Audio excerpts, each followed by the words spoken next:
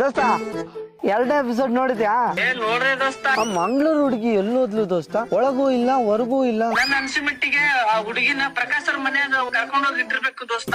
ಈ ವಿಷಯ ಪ್ರಕಾಶ್ ಸರ್ ಕೇಳಿದ್ರೆ ನಿಂಗ್ ಮನೆಗ್ ಬಂದು ಹೊಡಿತಾರ. ಸುಮ್ನೆ ಅಂದೆ ದೋಸ್ತ, ನಮ್ ಬಿಗ್ ಬಾಸ್ ನ ಎಲ್ಲೇ ರೂಮ್ ನಾಗ ಅಡಗಿಸ್ತಾರ. ಚೈತ್ರಕ್ಕ ನಾಲ್ಕ್ ಸಲ ಕಳಿಸ್ತಿದ್ರಲ್ಲ ದೋಸ್ತ. ಮತ್ತೆ ಏನೇನೋ ಟ್ವಿಸ್ಟ್ ಇದೆ ದೋಸ್ತ. 2 ವಾರಕ್ಕೆ ಫೈನಲಿಸ್ಟ್ ಯಾರಂತ ಏನೋ ಗೊತ್ತಾಗತ್ತಂತೆ. ಬಿಗ್ ಬಾಸ್ ಮನಿ ಬಿಡು ದೋಸ್ತ, ಏನ್ ಬೇಕಾದ್ರೂ ಮಾಡ್ತಾರ. 2ನೇ ವಾರಕ್ಕಲ್ಲ, 4ನೇ ವಾರಕ್ಕೂ ಫೈನಲಿಸ್ಟ್ ಕಪ್ ಕೊಟ್ಟು ಕಳಿಸ್ಬಿಡ್ತಾರ ಅವ್ರು. ನಿನ್ನೆ ಬಿಗ್ ಬಾಸ್ ಮನೇಲಿ ಜಗಳ ಶುರು ಆಯ್ತು, ನೋಡಿದ್ಯಾ? ಅದೇನ್ ಜಗಳ, ನಾ ಊಸ್ ಬಿಟ್ಟಂಗೆ ದೋಸ್ತ, ಬಂತು ಹೋಯ್ತು. ಆದ್ರೆ ಆ ಮಂಗಳೂರು ಹುಡುಗಿ ಎಲ್ಲಿ ಹೋಯ್ತಂತ ಗೊತ್ತಾಗ್ಲಿಲ್ಲ ದೋಸ್ತ.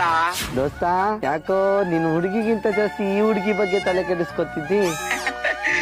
ಆ ಮ್ಯಾಟ್ರಿ ಬೇರೆ, ಈ ಮ್ಯಾಟ್ರಿ ಬೇರೆ. ಬಿಗ್ ಬಾಸ್ ಮುಗ್ದ ಮೇಲೆ ಮದ್ವೆ ಆಗ್ತಿ ಅಂದ. ಈಗ ಬಿಗ್ ಬಾಸ್ ಸೀಸನ್ 2 ಶುರು ಆಯ್ತು, ಇನ್ನೂ ನಿನ್ ಮದ್ವೆ ಆಗಿಲ್ಲ. ಅಯ್ಯೋ ದೋಸ್ತ, ಬಿಗ್ ಬಾಸ್ ಸೀಸನ್ 12 ಶುರು ಆಯ್ತು ಹೊರತು ನನ್ನ ವೈಫ್